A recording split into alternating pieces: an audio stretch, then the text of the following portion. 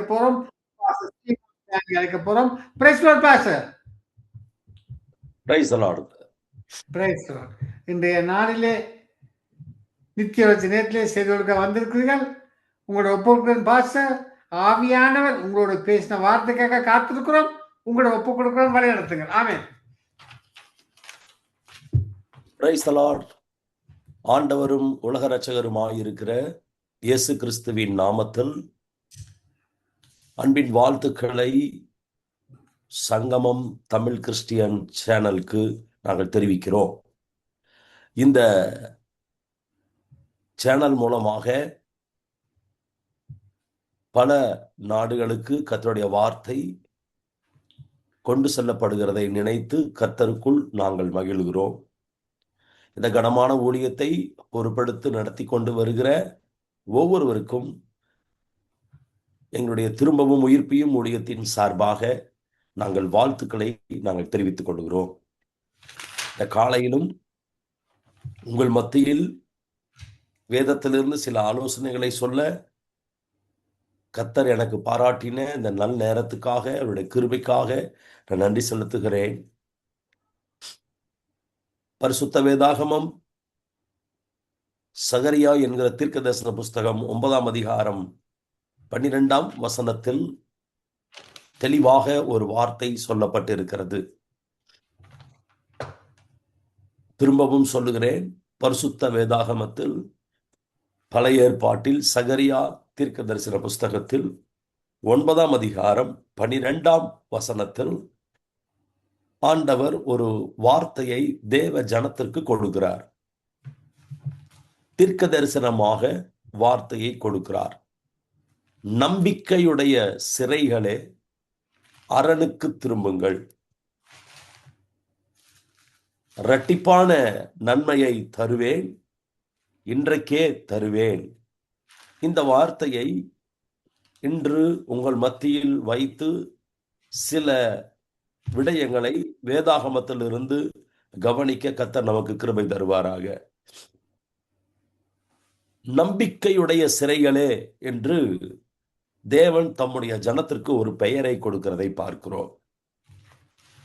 சிறையிருப்பில் இருக்கக்கூடிய தேவ ஜனத்தை தம்முடைய இருதயத்தின் விருப்பமாகிய எருசலேமுக்கு கொண்டு வந்து அந்த தேவனுடைய உன்னத திட்டத்தை ஜனங்கள் செய்ய வேண்டும். வாக்குத்தத்தம் பண்ணப்பட்ட தேசத்திற்கு ஜனங்கள் திரும்பி வர வேண்டும். அங்கே வந்து அவர்கள் கர்த்தருக்கு ஆராதனை செய்ய வேண்டும் என்பது சர்வவல்ல தேவனுடைய விருப்பம். நன்றாய் நாம் கவனிக்கலாம். வாக்குத்தத்தம் பண்ணப்பட்ட தேசத்திற்கு சிறையிருப்பில் இருக்கிற ஜனங்கள் திரும்பி வந்து தேவனுடைய திட்டத்தை நிறைவேற்ற வேண்டும் என்பது சர்வ வல்லவருடைய விருப்பம். மீண்டும் ஒரு முறை நான் சொல்லுகிறேன். ஏனென்றால் இன்றைக்கு நம்முடைய தியானம் அதை ஒட்டி இருக்கிறபடியினால் சிறையிருப்பில் இருக்கக்கூடிய தேவ ஜனம் திரும்பவும் வாக்குத்தத்தம் பண்ணப்பட்ட இடத்திற்கு அவர்கள் திரும்பி வந்து தேவனுடைய இருதயத்தை மகிழ பண்ண, குளிர பண்ண, தேவனுடைய திட்டத்தை நிறைவேற்ற வேண்டும் என்பது அவருடைய விருப்பம். அதற்காகத்தான் இந்த வார்த்தை கடந்து வருகிறது. பாபிலோனிய சிறையிருப்பில் இருக்கக்கூடிய தேவ ஜனத்திற்கு ஒரு அழைப்பு. பாபிலோனிய சிறையிருப்பில் இருக்கக்கூடிய தேவ ஜனத்திற்கு, தலைவர்களுக்கு ஒரு காலிங். நம்பிக்கையுடைய சிறைகளே, அரணுக்கு திரும்புங்கள். அரண் என்பது, அதை குறித்து சில காரியங்களை உங்களுக்கு முன்பாக நான் வைக்க விரும்புகிறேன். தேவனுடைய சித்தத்தை நிறைவேற்றுவது அரண் என்று சொல்லப்படுகிறது. ஜெப வாழ்க்கைக்கு திரும்புவது அரண் என்று சொல்லப்படுகிறது. இப்படி சொல்லுவேனானால், தகப்பன் வீட்டுக்கு திரும்பி வருவது அரண், ஒரு பாதுகாப்பு. பாதுகாப்புள்ள இடத்திற்கு திரும்பி வாருங்கள். நீங்கள் அந்நிய தேசத்தில் சிறையிருப்பில் இருக்கிறீர்கள், பாதுகாப்பற்ற நிலையில் இருக்கிறீர்கள். நமக்கென்று வாக்குத்தத்தம் பண்ணப்பட்ட தேசம் இருக்கிறது, பூமி இருக்கிறது. அங்கே ஆலயம் இல்லை, அங்கே எல்லாம் சிதறடிக்கப்பட்டு கிடக்கிறது. தேசம் தேவனை அறியுமா என்கிற ஒரு பெரிய கேள்வி இருக்கிறது. அந்த கேள்விக்கெல்லாம் தேவன் தம்முடைய ஜனத்தை வைத்துத்தான் பதில் கொடுக்க வேண்டும் என்று காத்து கொண்டிருக்கிறார். அப்படி காத்து கொண்டிருக்கும் பொழுது தெளிவாக பேசுகிறார், தீர்க்கதரிசனமாக பேசுகிறார். அரணுக்கு திரும்புங்கள், அரணுக்கு திரும்புங்கள். இப்பொழுது நம்முடைய நிலையை கொஞ்சம் திரும்பி பார்க்கலாம், நம்முடைய வாழ்க்கை முறையை பார்க்கலாம். நாம் எப்படி இன்றைக்கு வெளி தேசத்துக்கு வந்தோம்? என்ன சூழ்நிலையில் நாம் வந்தோம்? இன்றைக்கு நாம் எப்படி இருக்கிறோம்? சகல வசதிகளோடும் ஆசீர்வாதங்களோடும் இருக்கிறோம். நம்முடைய சொந்த தேசம் இப்பொழுது எப்படி இருக்கிறது? அந்த தேசத்திற்கான காரியத்தை யார் செய்வார்? நாம் செய்கிறோம், நம்முடைய பிள்ளைகள் செய்வார்களா என்பதற்கு எந்த உத்தரவாதமும் கிடையாது. ஏனென்றால் சிறையிருப்பிலிருந்து வெளியே போன, சிறையிருப்புக்கு போய்விட்ட, சிறையிருப்பு நிமித்தம் தேசம் சூறையாடப்பட்ட பொழுது சிதறடிக்கப்பட்டு போனோம். சிதறடிக்கப்பட்டு போன இடத்தில் தங்கினோம். அங்கு வாசல் கிடைத்தது, அங்கு சகலமும் கிடைத்தது. தலைமுறை பிள்ளைகளை பெற்றோம். அந்த பிள்ளைகள் வளர்ந்தார்கள்.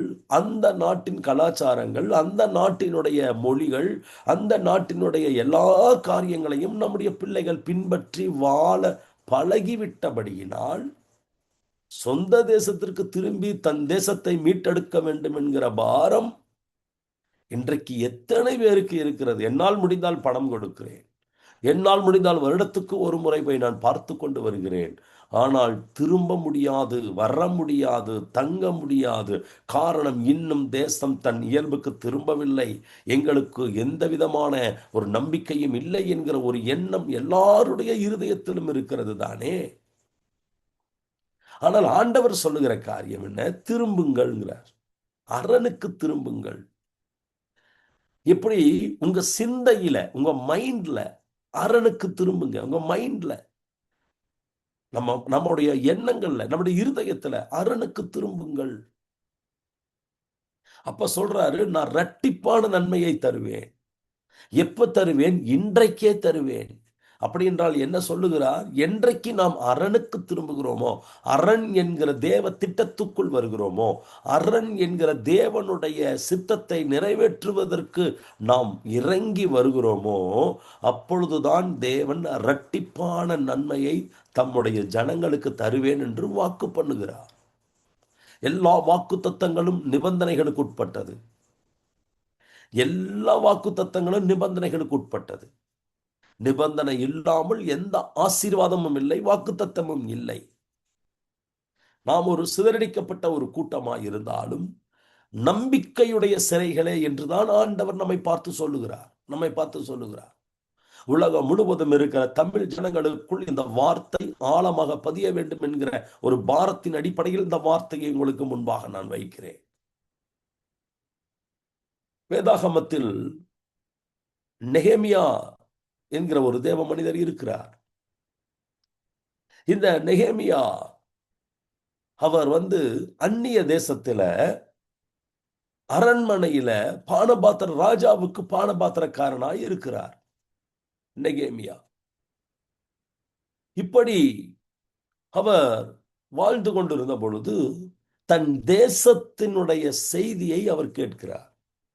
கவனிங்க, தன்னுடைய தேசம் எப்படி இருக்கிறது, தன் தேசத்தினுடைய நிலைமை எப்படி இருக்கிறது என்று கேட்ட உடனே அவர் 1ஆம் அதிகாரத்தில் பார்க்கிறோம். நெகேமியா 1ஆம் அதிகாரத்தில் அவர் உபவாசித்து, அவர் ரட்டுடுத்தி கொண்டு, அவர் என்ன செய்தார்? ஜெபித்தார் என்று வேதம் நமக்கு காட்டி கொடுக்கிறது. என்னோடு கூட சேர்ந்து திருப்புங்கள், நெகேமியாவின் புஸ்தகத்திற்கு திருப்பி 1ஆம் அதிகாரத்தை நாம் பார்க்கும் பொழுது அந்த நெகேமியாவின் புஸ்தகம் மிக நேர்த்தியாக நமக்கு எழுதி கொடுக்கப்பட்டு இருக்கிறது. அவர் சொல்லுகிறார், அகலியாவின் குமாரனாகிய நெகேமியாவின் நடபடிகள். நெகேமியாவின் புஸ்தகம் 1ஆம் அதிகாரம் 1ஆம் வசனத்தை நான் வாசிக்கிறேன்.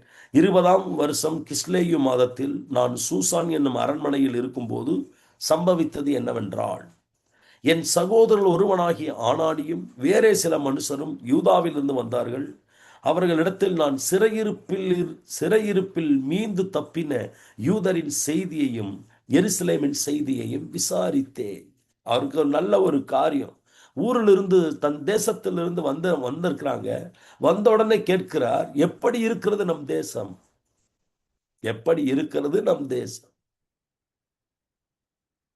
அவர் கேட்கிறார், அங்கே சிறையிருப்பிலிருந்து வந்த ஜனங்கள் எப்படி இருக்கிறாங்க? ரெண்டாவது, நம்ம தேசம் எப்படி இருக்கு? அவருடைய பாரம் பாருங்க. தேசத்தை குறித்த ஒரு பாரம், ஜனங்களை குறித்த ஒரு பாரம். அங்கே தேசத்தின் செய்தி அவருக்கு தெரிவிக்கப்படுகிறது, ஜனங்களுடைய நிலைமையும் அவர்களுக்கு தெரிவிக்கப்படுகிறது. எப்படி தெரிவிக்கப்படுகிறது? அதற்கு அவர்கள் 3ஆம் வசனத்தில் சொல்லுகிறார்கள், சிறையிருப்பில் மீந்திருக்கிறவர்கள் அந்த தேசத்தில் மகா தீங்கையும் நிந்தையையும் அனுபவிக்கிறார்கள். இந்த வார்த்தை கடந்த நாட்களிலே நான் யாழ்ப்பாணம் பகுதியிலே இருந்த பொழுது கண் கூடாக நான் பார்த்தேன். ஊழியம் செய்யும் பொழுதெல்லாம் நான் அழுது கொண்டு ஊழியம் செய்தேன். தேசத்தில் மகா தீங்கையும் நிந்தையையும் அனுபவிக்கிறார்கள். நிந்தை இன்றும் குறையல. இது நெகேமியாவுக்கு தெரியப்படுத்துகிறார். நீ அரண்மனையில் இருக்கிறாய், நீ சந்தோஷமாய் இருக்கிறாய், நீ சுகபோகமாய் இருக்கிறாய், நீ நல்ல ஒரு இடத்துல பொசிஷன்ல இருக்கிறாய் நெகேமியா. ஆனால் ஜனங்கள் எப்படி இருக்காங்க தெரியுமா? மகா தீங்கையும் நிந்தையும் அனுபவிக்கிறார்கள். அந்த வார்த்தை நெகேமியாவை உடைக்கிறது.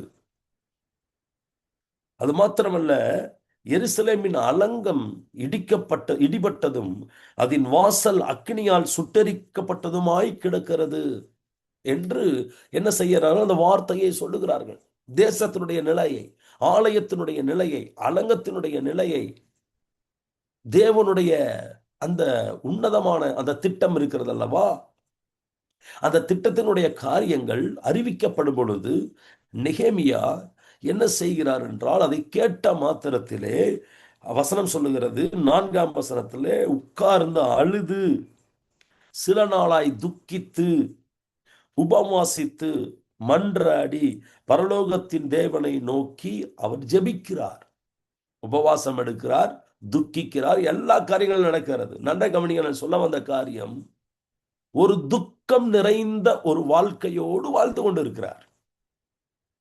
மனதில் ஒரு துக்கம், மனதில் ஒரு ஏக்கம், மனதுக்குள் ஒரு பாரம், ஜனத்தை குறித்த ஒரு பாரம், தேசத்தை குறித்த ஒரு பாரம். இந்த பாரத்தோடையே அந்நிய தேசத்தில் அவர் வேலை செய்து கொண்டிருக்கிறார்.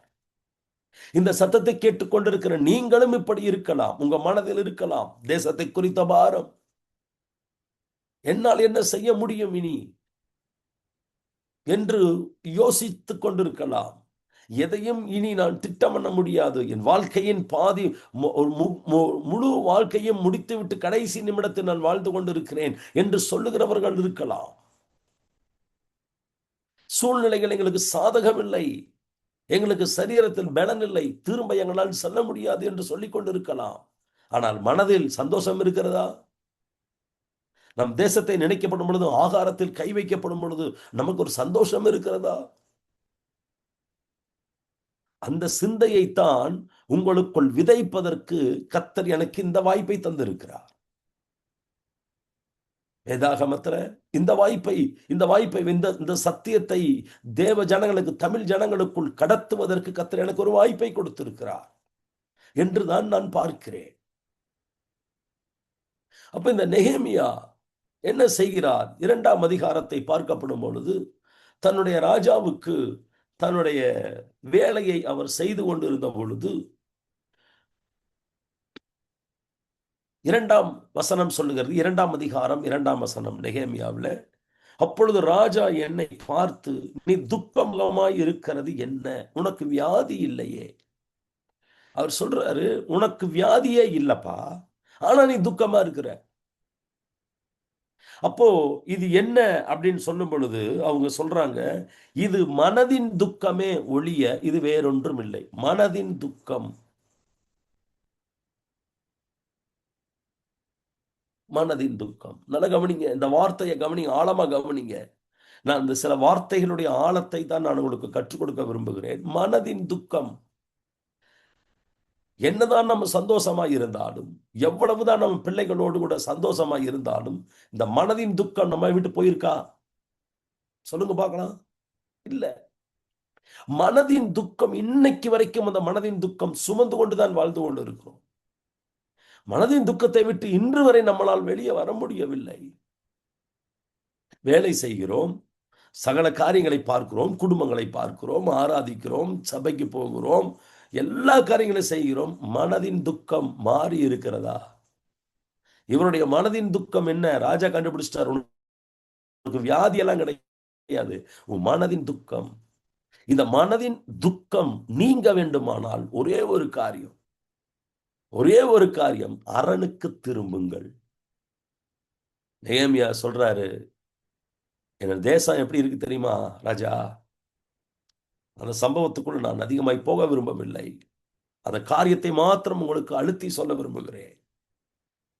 வாக்குத்தத்தம் பண்ணப்பட்ட, தான் கேட்ட செய்தி, தேசத்தை குறித்தும் தேசத்தின் ஜனங்களின் நிலைமையை குறித்தும் கேட்ட செய்தியை அறிந்து தானே முடிவெடுத்து கர்த்தர் எங்கும் பேசவில்லை. ஆண்டவர் சொப்பனத்திலோ தரிசனத்திலோ எங்கும் நெகேமியாவோடு பேசல. நீ தான் போகணும் நெகேமியா, நீ தான் போய் அலங்கத்தை கட்டணும் நெகேமியா, நீ தான் போய் எருசலேமுக்கு போய் எல்லாத்தையும் செய்ய வேண்டும் என்று ஆண்டவர் நெகேமியாவோடு பேசினதாக இல்லை. இவர் முழுக்க சொந்தமாக சுயமாக முடிவெடுத்து செய்த காரியம் நெகேமியா. ஆண்டவர் சொல்றாரு, எல்லாரும் கர்த்தர் பேசட்டும், ஆண்டவர் எனக்கு சொல்லட்டும், நான் போகிறேன் அப்படின்னு காத்து கொண்டிருந்தால் இந்த சத்தம் உங்களுக்குத்தான். தெளிவாக கேட்டுக்கொள்ளுங்கள். உங்கள் மனதின் துக்கமா மாறணுமா? மனதில் ஒரு துக்கம் வந்துருச்சா? மனதில் ஒரு பாரம் வந்துருச்சா? முடிவு பண்ணுங்க, அரணுக்கு திரும்புங்கள். அரண். இந்த அரண் எங்கே வருகிறது? அவர் சொல்லுகிறார், ராஜாவிட்ட சொல்கிறார், இந்த சம்பவத்தை சொன்ன மாத்திரத்தில் என்ன நடந்தது என்றால், அங்கே உனக்கு என்ன காரியம் வேணும் என்று கேட்ட பொழுது எல்லாம் அங்கே நெகேமியாவுக்கு கொடுக்கப்பட்டது. அப்பொழுது நெகேமியா அவன் சந்தோஷமாய் புறப்பட்டு அவன் எருசலேமுக்கு கடந்து வந்து இடிந்து கிடக்கிற, சிதைந்து கிடக்கிற, மண்மேடுகளாய் போய் சிதைந்து கிடக்கிற அந்த அலங்கத்தை 52 நாட்களில் அவர் எழுப்பி கட்டினார். அவருக்கு துக்கமெல்லாம் நீங்கிருச்சு. எப்படி தெரியுமா துக்கம் நீங்கிச்சு? அரண்மனையில் இருக்கும்போது அவருக்கு துக்கம் இருந்தது. ஆனால் எருசலேமும் அரணுக்கு திரும்பி தேவனுடைய திட்டத்துக்குள் வந்த பொழுது துக்கம் மாறிடுச்சு. மனதின் துக்கம் மாறிடுச்சு. அப்போ உங்களுடைய மனதின் துக்கம் மாற வேண்டுமானால் இறங்கி வரணும், அரணுக்கு திரும்பணும். அரண் தேவனுடைய சித்தத்தை, தேவனுடைய விருப்பத்தை, தேவனுடைய இருதயத்தின் சிந்தையை, தேவனுடைய மைண்ட நாம் புரிந்து கிறிஸ்தவ வாழ்க்கை வாழ வேண்டும். அவருடைய மைண்ட் ஒவ்வொரு நாளும், ஆண்டவரே உம்மை அறிந்து கொள்ளுகிற, உம்முடைய சிந்தையை அறிந்து கொள்ளுகிற ஒரு கிருபையை எனக்கு தாரும் ஆண்டவரே. ஒவ்வொரு நாளும் எனக்கு சுகம் வேணும், எனக்கு பணம் வேண்டும், எனக்கு அது வேண்டும், இது வேண்டும் கேட்பதை விட ஆண்டவர்கிட்ட கேட்க வேண்டிய பிரதான கேள்வி என்ன தெரியுமா? நான் உங்களை அறிந்து கொள்ள வேண்டும், உம்மை நாங்கள் புரிந்து கொள்ள வேண்டும். வேதாகமத்தில் 1 சாமுவேல் புஸ்தகத்தில் ஏலியின் பிள்ளைகள் கர்த்தரை அறியவில்லை என்று போடப்பட்டிருக்கிறது. ஏலியின் பிள்ளைகள் கர்த்தரை அறியவில்லை, ஊழியக்காரனுடைய பிள்ளைகள். ஆனால் அவர்கள் கர்த்தரை அறியவில்லை. இந்த 2ஆம் அதிகாரத்தில் பார்க்கப்படும் பொழுது அங்கே அன்னாள் அழகாய் ஒரு ஜெபத்தை, ஒரு பாடலை பாடுகிறாள்.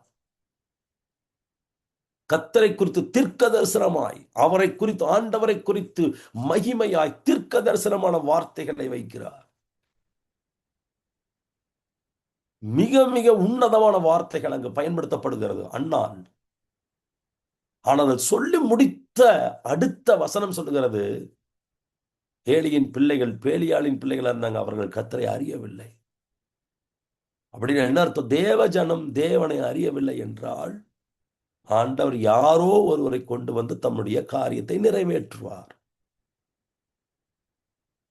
அப்ப நாம் அரணுக்கு திரும்பவில்லை என்றால் ஆசீர்வாதம் வேறு எங்கோ யாருக்கோ திருப்பப்பட போகிறது என்ப செய்தியை உங்களுக்கு சொல்லுவதற்கு கர்த்தர் என்னை இங்கே கொண்டு வந்திருக்கிறார். அரண் தேவனுடைய திட்டத்தை நிறைவேற்றுவது அரண். தேவனுடைய சித்தத்தை நிறைவேற்றி முடிப்பது அரண். தேவனுக்காக களத்தில் இறங்கி நிற்பது என்பது ஒரு அரண். அரணுக்கு திரும்பிப்பார், பெரிய வேலை இருக்கிறது.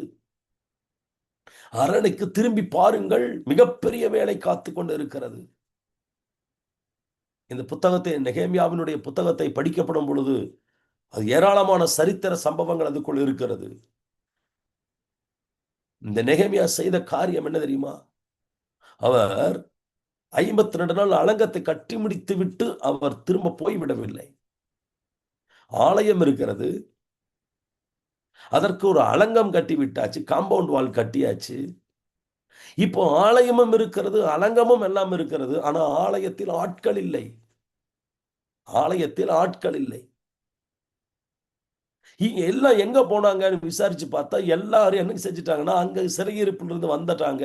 அவங்களுக்கு சரியான யாரும் இல்லை, லீடர்ஷிப் இல்லை, அவங்கள வழிநடத்த ஆட்கள் இல்லை. அதனால அங்கங்க எல்லாரும் பிரிஞ்சு போய் அவங்க எல்லாம் என்ன செஞ்சுட்டாங்கன்னா, மார்க்கமே மாறி போச்சுப்பா. எல்லாம் வெளியெடுத்தாங்க, பெண் எடுத்தாங்க, பெண் கொடுத்தாங்க, வாழ்ந்தாங்க. இன்னைக்கு எல்லாமே பழைய வாழ்க்கைக்குள்ள, விக்கிரக வாழ்க்கைக்குள்ள, அடிமைத்தன வாழ்க்கைக்குள்ள போய் ஆராதனையை மறந்தாச்சு, பாடலை மறந்தாச்சு, வார்த்தையை மறந்தாச்சு, முற்பிதாக்களை மறந்தாச்சு, தேவ திட்டத்தை மறந்து ஒரு சந்தோஷமான வாழ்க்கைக்குள்ள போயிட்டு என்டர்டைன்மெண்ட், அதாவது எல்லா உலக சந்தோஷமான வாழ்க்கைக்குள்ளும் போய்விட்டார்கள். ஆனால் தேவ திட்டத்தில் மாத்திரம் இல்லை.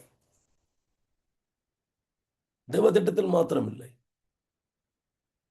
இதை நெகேமியா பார்க்கிறார். நான் எவ்வளவு கஷ்டப்பட்டு நான் வந்திருக்கிறேன், எவ்வளவு என்னுடைய வேலையை விட்டு நான் இங்க வந்திருக்கிறேன், தேவ திட்டத்தை வந்திருக்கிறேன். அலங்கத்தை கட்டி எழுப்பிட்டோம். இன்னைக்கு ஆலயத்தில் ஆட்களை தேடி பார்த்தார், இல்ல. சத்தியம் அவங்களுக்கு தெரியல, வசனம் அவங்களுக்கு புரியல, சொல்றதுக்கு ஆள் இல்ல. நெகேமியா பார்க்கிறார், என்ன பண்றாரு? சரி, இனி இப்படி விட்டா வேலைக்கு ஆகாது. யாரு நல்ல கர்த்தருடைய வார்த்தையை சொல்றவங்க இருக்கிறாங்கன்னு சொல்லும் பொழுது எஸ்ரா வந்திருக்கிறாரு. எஸ்ரா வந்திருக்கிறார். ஓ, எஸ்ரா நல்ல வேத பாரகராச்சே, எஸ்ரா ஒரு சிறந்த வேத பாரகராச்சே என்று சொல்லி அங்கே என்ன நடந்தது என்றால், எஸ்ராவை வர வைத்து அங்கே என்ன செய்தார்கள் என்று கேட்டால், ஜனங்களுக்கு என்ன செய்தார்கள்? அங்கே வசனம் போதிக்கப்பட்டது. எஸ்ராவின் மூலமாய் அங்கு கர்த்தருடைய வார்த்தை அங்கு போதிக்கப்படுகிறது. அப்பொழுது ஜனங்கள் எல்லாரும் சொல்லுகிறார்கள், என்ன சொல்லுகிறார்கள்? ஐயோ, நாங்கள் தவறு செய்து விட்டோமே, நாங்கள் பாவம் செய்து விட்டோமே. அப்ப என்ன நடக்குது? அலங்கம் கட்டி முடிச்சுட்டா என் வேலை முடிஞ்சிருச்சு. 52 ஆண்டு அலங்கம் கட்டுறதுக்கு நான் பணம் கொடுத்துட்டேன், அலங்கம் கட்டுறதுக்கு நான் எதையாவது செஞ்சுட்டேன், இந்த வருஷம் நான் இவ்வளவு பணம் கொடுக்கணும்னா கொடுத்துட்டேன், இனி என் வேலை முடிஞ்சது அப்படின்னு ஒதுங்கி கொள்ளுகிற கூட்டமாய் நாம் இருக்கக்கூடாது. என் தேசத்துக்காக நான் 1 மணி நேரம் ஜெபித்து விட்டேன், அவ்வளவுதான், முடிந்தது, நான் என் வேலையை பார்க்கிறேன் என்று போய்விட முடியாது. தேசம் திரும்பி தன் ஸ்தானத்தில் எழும்பி நிற்கிற வரைக்கும் போராடுகிற நெகேமியாக்களை எழுப்ப வேண்டும் என்பது தேவனுடைய திட்டமாயிருக்கிறது. ஏன் இந்த ரேடியோ நிகழ்ச்சி? உலகம் முழுவதும் தமிழ் ஜனங்களுக்குள் ஒரு உயிர் மீட்சியை கொண்டு வருவதற்கு தானே.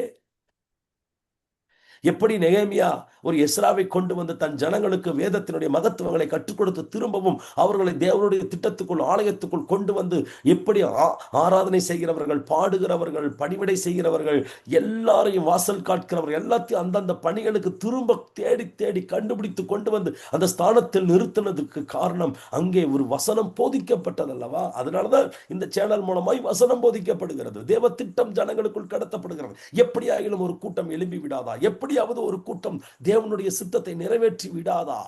வைராக்கியமான நெகேமியாக்கள் எழும்ப மாட்டார்களா? ஆண்டவர் தேடி வந்தார். பெரும் கூட்டத்தை கத்த தேடல, ஒரு மனிதனை தேடினா, ஒரு மனிதன். அவருக்கு தேவை ஒரு நெகேமியா, ஒரு நெகேமியா. அந்த நெகேமியா எஸ்ராவை கொண்டு வந்து ஜனங்களுக்கு போதித்த பொழுது அவர்கள் எல்லாரும் என்ன செய்தார்கள்? கர்த்தருடைய நாமத்திற்கு மகிமை உண்டாவதாக. வசனங்களை கேட்ட பொழுது அவர்கள் கர்த்தருடைய நாமத்திற்கு மகிமை உண்டாவதாக அழுதார்கள் என்று சொல்லப்படுகிறது. அந்த வசனம் கர்த்தருடைய நாமத்திற்கு மகிமை உண்டாவதாக, அந்த அந்த வார்த்தைகளை அவர்கள் கேட்ட பொழுது அவர்கள் அழுதார்கள் என்று சொல்லப்படுகிறது. அழுதார்கள், அழுதார்கள். அப்புறம் நெகேமியா கேட்கிறாரு, ஏப்பா சரி நீங்க எல்லாம் இருக்கிறீங்க, உங்க பிள்ளைகள்லாம் எங்கப்பான்னு கேட்கிறாங்க. தலைமுறைகள், மூணாவது காரியம் தலைமுறையை குறிச்சு பார்க்கிறேன். என்ன தலைமுறை பெருசா இருக்கா? வேதத்துல என்ன சொல்லப்படுது? நெகேமியா என்ன செய்தாரு அந்த தலைமுறைக்கு? ஒரு காரியத்தை மாத்திரம் நான் சொல்ல விரும்புறேன். கர்த்தர் நாமத்துக்கு மகிமை உண்டாவதாக. 13ஆம் அதிகாரத்தை எடுத்துக்கொள்ளுங்கள். நெகேமியா 13ஆம் அதிகாரம். அங்கே வியாபாரம் பண்ணுகிற ஒரு கூட்டம் சர்ச்சுக்கு பக்கத்திலேயே வந்து உட்கார்ந்துருவாங்க. ஜனங்களை ஆராதிக்க விடாம, தேட விடாம பண்றதுல பயங்கரமான காரியத்தை செஞ்சுட்டு இருந்தாங்க.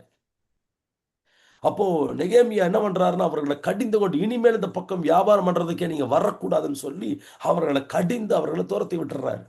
அந்த அதிகாரத்தில் இருக்குது, நீங்க படிக்கலாம். அப்போ ஓய்வு நாள்ல நீங்க என்ன செய்யக்கூடாது? வரக்கூடாதுன்னு அனுப்பிச்சு விட்டுறாரு.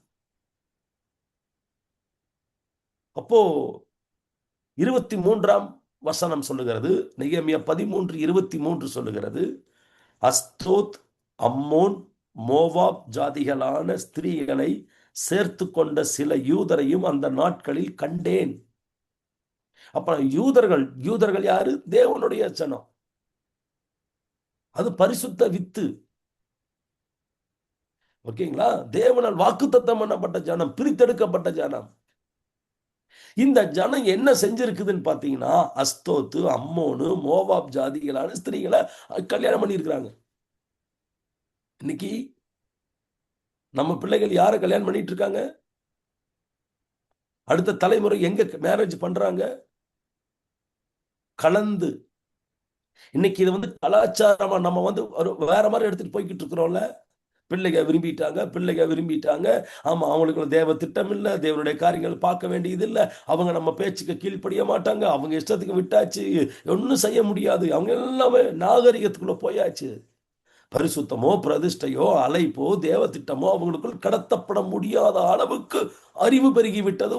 அவர்கள் சொந்தமாக நிற்க பழகிவிட்டார்கள். அவங்க வாழ்க்கையை அவர்கள் தீர்மானிக்க பழகிவிட்டார்கள். அது உண்மை, பார்த்து கொண்டு இருக்கிறோம். நெகேமியா அதை பார்க்கிறார். பார்த்துட்டு என்ன சொல்றாருன்னா, அவர்கள் பிள்ளைகள் 24ஆம் வசனம் பாருங்க, கண்ணீர் வர வைக்கிற வார்த்தைகள். அவர்களுடைய பிள்ளைகள் பேசின பேச்சில் பாதி அஸ்தோத்து பாஷையாய் இருந்தது. இவர்கள் அந்தந்த ஜாதிகளின் பாஷையை தவிர யூத பாஷையை திட்டமாய் பேச அறியாதிருந்தார்கள். விளங்குதுங்களா? எந்த பாஷைய பேசணுமோ அந்த பாஷைய பேசுறதுக்கு, திட்டமா பேசுறதுக்கு தெரியல. ஆனா அதை தவிர்த்து எல்லாத்தையும் தெரிஞ்சு வச்சிருக்கிறாங்க. எல்லாத்தையும் தெரிஞ்சு வச்சிருக்காங்க. நெகேமியா எதுக்கு வந்தாரு? அலங்கம் கட்டதான் வந்தாரு. அலங்கத்தை கட்டிட்டு போயிருக்கணுமா? போயிருக்கூடாதா? போகல. ஏன் தெரியுமா? அறகுறையா எந்த வேலையும் செஞ்சுட்டு போக மாட்டார். மனதின் துக்கம் அரணுக்கு திரும்புகிறது. என்னன்னா, தேவனுடைய முழு திட்டத்தையும் செய்து முடிக்காம நான் திரும்பி வரமாட்டேன், முழுமையா நான் செய்யணும். அப்படின்னா ஒரு நெகேமியா எழுப்பித்தான் ஆகணும். நம்முடைய ஜனத்துல ஒரு தலைவன் எழும்பணும், ஒரு லீடர்ஷிப் எழும்பணும், காரியங்களை செய்யணும். ஆமா, பாடுகிற நபர் இருக்கிறாரா? கொண்டு வந்து பயன்படுத்து. வார்த்தையை போதிக்கிறவர் இருக்கிறாரா? கூட்டிட்டு வந்து பயன்படுத்துங்க. வேதத்தை திட்டமா போதிக்கிறக்கு பாடங்களை எடுத்து கொடுத்து, சரித்திரத்தை சொல்லி கொடுத்து, இதுதான் நம்முடைய ஆண்டவர், இவர் தான் நம்முடைய இதுதான் நம்முடைய கட்டளை, நம்முடைய தேவன் விரும்புகிறார், நம்முடைய தேசத்தை இப்படித்தான் விரும்புகிறார் என்று தரிசனத்தையும் தேவ திட்டத்தையும் கடத்தி ஊட்டுகிறவர்களை கொண்டு வந்து எழுப்ப வேண்டிய காரியங்களை செய்ய வேண்டியது நம்மளுடைய பணி. அந்த தலைமுறைக்கு நம்ம தான் கடத்தணும். அதுக்கு தான் கத்த நம்மளை வைத்திருக்கிறார். ஆசீர்வாதமான வார்த்தைகள் வேதத்தில் ஏராளம் இருக்கிறது. வாக்குத்தத்த வசனங்கள் ஏராளமாய் இருக்கிறது. அதை சொல்லிக்கொண்டு பிரசங்கம் பண்ணி போட்டு போனால் மனதுக்கு இதமாய் இருக்கும். நமக்கு தேவனுடைய மனதுக்கு இதமாய் இருக்குமா? நாம் தேவனுடைய மனதை குளிர பண்ணினால் நமக்கு வேண்டிய அத்தனையையும் செய்வதற்கு அவர் போதுமானவராயிருக்கிறார். போதுமானவராய். அதனாலதான் அந்த இருதயத்தின் ஏக்கத்தை, அந்த இருதயத்தின் பாரத்தை உங்கள் மத்தியில் வைக்கிறேன். தேவ ஜனமே, இந்த ஜனம் யூத பாஷையை திட்டமாய் அறியவில்லை. மற்ற பாஷைகளை பேசுறாங்க பாருங்க. எல்லாம் தெரியும், கம்ப்யூட்டர்ல தெரியும், போன்ல தெரியும், எல்லா சகாலத்திலையும் தெரியும். பைபிள் எடுத்து ஒரு வசனத்தை வாசிக்க சொல்லுங்க பார்க்கலாம் தமிழ்ல. இந்த தலைமுறை நம்ம பிள்ளைகளை வாசிச்சிருவாங்களா? அதாவது திக்காம திணறாம ஒரு அதிகாரத்தை முழுவதும் 91 சங்கீதத்தை முதல்ல நம்ம பிள்ளைகள் வாசிச்சிருவாங்களா? மனப்பாடமா சொல்லுவாங்களா? எத்தனை பிள்ளைகள் இருக்காங்க? முடியுமா? ஏன் அவங்களுக்கு திட்டமா தெரியலன்னா கலந்துட்டாங்க, மிக்ஸ் ஆயிட்டாங்க. அவங்களை இனி கொண்டு வர முடியாதுங்கிற அளவுக்கு போயிருச்சு. ஆனா நெகேமியா என்ன பண்ணாரு தெரியுங்களா?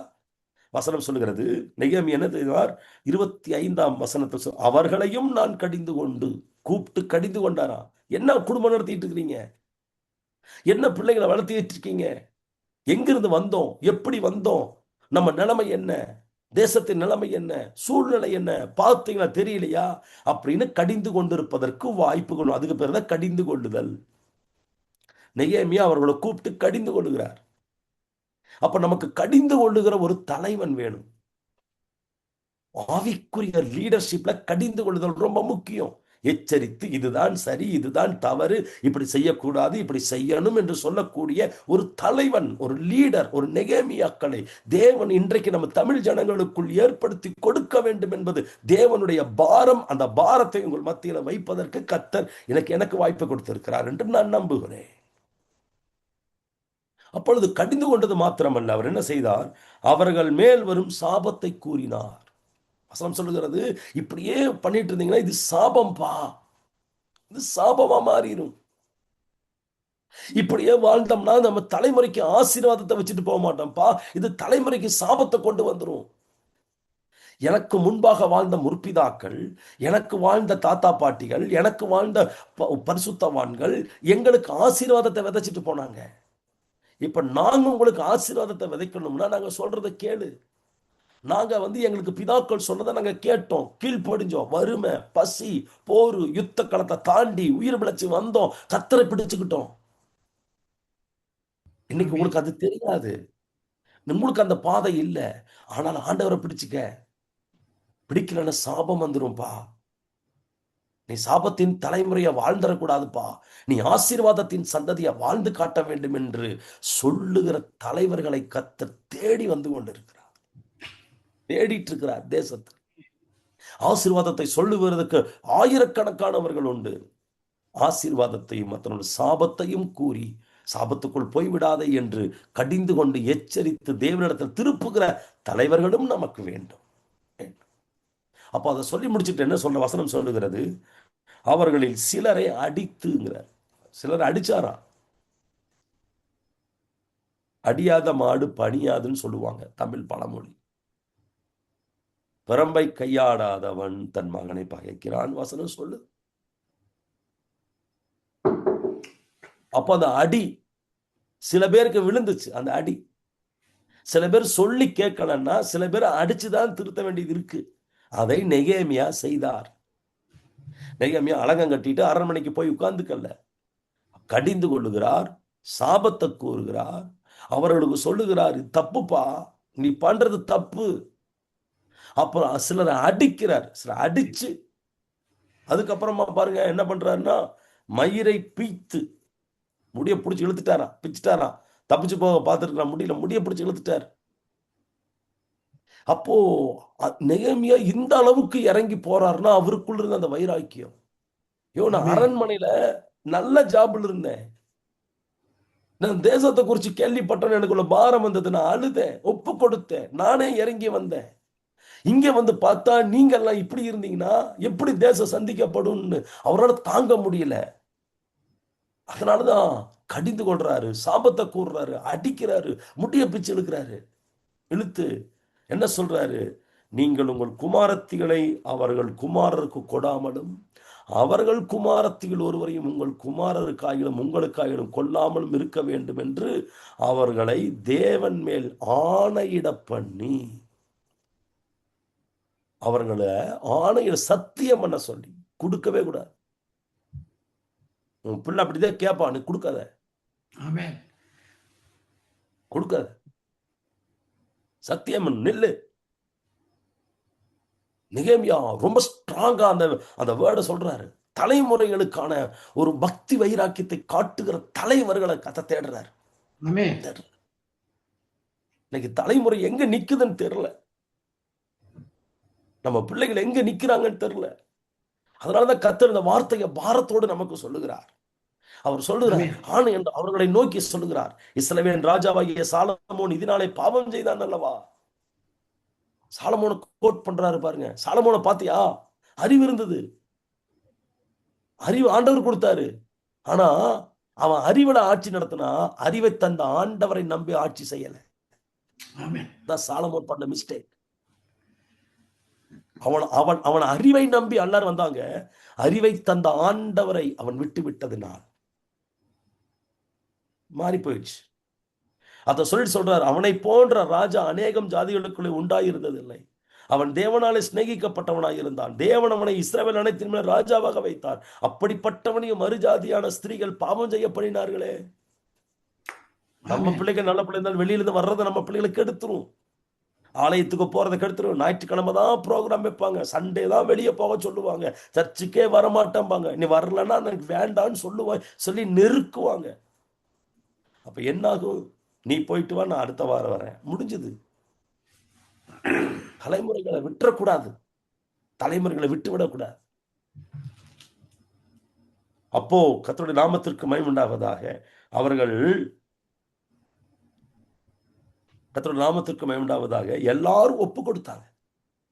இந்த வார்த்தைக்கு எல்லாரும் கீழ்ப்படிந்தாங்க. கீழ்ப்படிந்த உடனே நடந்தது என்னன்னா, கர்த்தருடைய நாமத்துக்கு மகிமை உண்டாவதாக வசனம் சொல்லுகிறது 29ஆம் வசனத்துல, என் தேவனே அவர்கள் ஆசாரிய ஊழியத்தையும் ஆசாரிய ஊழியத்துக்கும் லேவியருக்கும் இருக்கிற உடன்படிக்கையையும் தீட்டுப்படுத்தினார்கள் என்று அவர்களை நினைத்தருளும் என்று அவர்களுக்காக ஜெபித்தார். ஜெபித்தார். ஆண்டவரே, இவங்கெல்லாம் எங்க நிக்க, பலிபீடத்துல நிக்க வேண்டிய பிள்ளைங்க. லேவியர்கள் உடன்படிக்கை அந்த வார்த்தைகளை படிக்கப்படும் பொழுது பாருங்க, அவர்களும் தீட்டுப்படுத்திட்டாங்கப்பா. எங்க பரிசுத்த பீடத்துல நிக்க வேண்டிய பிள்ளைகள் இன்னைக்கு எங்கேயோ நின்றுட்டு இருக்காங்கன்னு சொல்லிட்டு தான், இப்படியே நான் மறுஜாதியாரையெல்லாம் நீக்கி ஆசாரியரையும் லேவியரையும் சுத்திகரித்து அவரவரை அவர்கள் வேலைகளின் முறையிலே நிறுத்தி, அப்ப என்ன செஞ்சிட்டாரு? சக்சஸா முடிச்சார். சுத்திகரிப்பு நடந்துச்சு. அதுதான் அரணுக்கு திரும்புவது. அரணுக்கு திரும்புங்கள் என்ன? சுத்திகரிப்பு. தேவன் விரும்புகிற சுத்திகரிப்பை ஜனங்களுக்கு சொல்லி, ஜனங்களை எந்த ஜனத்துக்கு எப்படி பேசணுமோ அதே மாதிரி பேசி, எப்படி எல்லாம் செய்யணுமோ இறங்கி நின்று மினிஸ்ட்ரி பண்ணி முடிச்சுட்டு 31ஆம் வசனத்தை சொல்ல, குறிக்கப்பட்ட காலங்களிலே செலுத்தப்பட வேண்டிய விறகு காணிக்கைகளை முதற்பணங்களை குறித்து திட்டமணினேன். என் தேவனே, எனக்கு நன்மை உண்டாக என்னை நினைத்தருளும். அவரும் அவருக்காக ஜெபம் பண்ணிட்டு அந்த சாப்டர் முடிச்சிட்டார். நானும் என்னோட வார்த்தையை இதோடு முடிக்க விரும்புகிறேன். என்ன கர்த்தர் நமக்கு கற்றுக் கொடுக்கிறார்? அரணுக்கு திரும்புங்கள். அரண் என்ன? தேவனுடைய பாரம். என் தேசம் எப்படி இருக்கிறது? என் ஜனங்கள் என்ன தீங்கை அனுபவிக்கிறார்கள்? நான் என்ன செய்ய போறேன்? நான் என்ன செய்ய போறேன்? கர்த்தர் எல்லா காரியங்களும் நெகேமியாவுக்கு வாய்க்க பண்ணினார். ஒன்னே ஒன்று சொல்லுவேன், நெகேமியா புஸ்தகத்துல எங்கேயுமே ஆண்டவர் பிரத்யட்சமா நெகேமியாவோடு பேசினதாக வசனமே இல்லை. எந்த வெளிப்பாடும் இல்லை. எந்த தீர்க்கதரிசி அது நெகேமியா நீ போ, நான் உன்னோடு கூட இருக்கிறேன், பயப்படாதே, அப்படியெல்லாம் ஒண்ணுமே கிடையாது. இன்னைக்கு நம்ம நினைக்கிறோம், நமக்கு அப்படி வேர்டு வந்தா நம்ம போலான்னு நினைக்கிறோமா? இல்ல. துக்கம் வருதா, உங்களை ஏதோ ஒரு துக்கம் உங்களை பாரப்படுத்துதா, அதுதான் கர்த்தர் உங்களோடு பேசுகிறது. Mind of God. எல்லாருக்கும் அந்த துக்கம் வராது, சில பேருக்கு வரும். அந்த சில பேர் எழும்பினா போதும், தேசத்தையே மாத்திரலாம், ஒரு இனத்தையே தூக்கி எடுத்துடலாம். கலந்து கிடக்கிற, பிரிந்து கிடக்கிற, தேவ திட்டத்தை நிட்டு விலகி நிற்கிற ஒரு கூட்டத்தை தேவனிடத்தில் கொண்டு வந்து சேர்ப்பதற்கு நெகேமியாக்கள் தேவை. ஆமென். நெகேமியாக்கள் தேவை. கண்களை மூடி ஜெபிப்போமா? ஒரு வார்த்தை. நான் நெகேமியாவாய் எழுப்பி விடுகிறேன் ஆண்டவரே. இந்த சத்தத்தை கேட்டுக்கொண்டிருக்கிற உலகத்தின் எந்த மூலையில நீங்கள் இருந்தாலும் ஆண்டவர் சொல்லுகிறார், எனக்கு நெகேமியாக்கள் தேவை, எனக்கு எஸ்ராக்கள் தேவை, எனக்கு உன்னதமான வேலையை விட்டு என்னுடைய வேலையை செய்யறதுக்கு ஒரு சில பேர் தேவை. ஆமென். ஒரு சில பேர் தேவை. காம்ப்ரமைஸ் பண்ணாம ஊழியம் பண்ணுகிறவர்களை கத்த தேடிக்கொண்டு இருக்கிறார். ஆசீர்வாதம் ஆசீர்வாதம் ஆசீர்வாதம்னு சொல்லி சொல்லி ஜனங்களை மழுங்க பண்ணுகிறதை விட்டு கடிந்து கொண்டு புத்தி சொல்லி தேவனிடத்தில் திருப்புகிற ஒரு தலைமை கூட்டத்தை தேவன் தேடிக்கொண்டு இருக்கிறார், தேடிக்கொண்டு இருக்கிறார். ஆமென். ஓ ஹalleluya. ஆண்டவரே, ஒரு விசை உதவி செய்யும் அப்பா. இந்த சத்தத்தை கேட்கிறவர்களுக்கு ஒரு உணர்வை கொடும் ஆண்டவரே, ஒரு தொடுதலை கொடும் ஆண்டவரே. நீ அதை செய்வீராகப்பா. எங்களை கிருபையாய் நேசிக்கிற நல்ல ஆண்டவரே, இந்த காலை வேளையில நல்ல தியானத்தை எங்களுக்கு தந்ததுக்காய் ஸ்தோத்திரம். இந்த வார்த்தை எங்களை உருவாக்கட்டும். இந்த சத்தத்தை கேட்கிற ஒவ்வொருவரும் உருவாக்கப்படட்டும். ஒரு நெகேமியா, ஒரு தானியேல், ஒரு செருபாபேல், ஒரு எஸ்ராவை வைத்து ஆண்டவரே, ஒரு தாவீதை வைத்து எவ்வளவு மகத்துவமான காரியங்களை செய்தீர். ஒரு பவுலை வைத்து எவ்வளவு மகத்துவமான காரியங்களை செய்தீர். இந்த சத்தத்தை கேட்டுக்கொண்டிருக்கிறவர்கள் அரணுக்கு திரும்பட்டும் ஆண்டவரே, அரணுக்கு திரும்பட்டும். ஆமென். நம்பிக்கையுடைய சிறைகளே அரணுக்கு திரும்புங்கள். இரட்டிப்பான நன்மை காத்து கொண்டு இருக்கிறது, இன்றைக்கே தருவேன் என்று சொல்லி இருக்கிறீர் ஆண்டவரே. அந்த வார்த்தைக்கு செவி கொடுத்து திரும்புகிற ஒரு கூட்டம் எழும்பட்டும் என்று நாங்கள் ஜெபிக்கிறோம். இந்த வாய்ப்பை கொடுத்த ஆண்டவரே ஸ்தோத்திரம். அந்த நிறுவனத்துக்காக நன்றி செலுத்துகிறோம். இந்த ஊழியம் வளரட்டும், இந்த ஊழியம் மென்மேலும் பெருகட்டும். இன்னும் அநேகருக்கு ஆண்டவரே, அநேகருக்கு இந்த வார்த்தையை கடத்தி செல்லுகிற ஒரு மிகப்பெரிய உன்னத பணியை இன்னும் வீரியத்தோடு செய்வதற்கு சுகபலன் ஆரோக்கியம் தந்து நடத்துவீராக. இரத்த கோட்டைகளை மறைத்துக் கொள்ளும். சமாதானத்தின் தேவன் கூடவார்.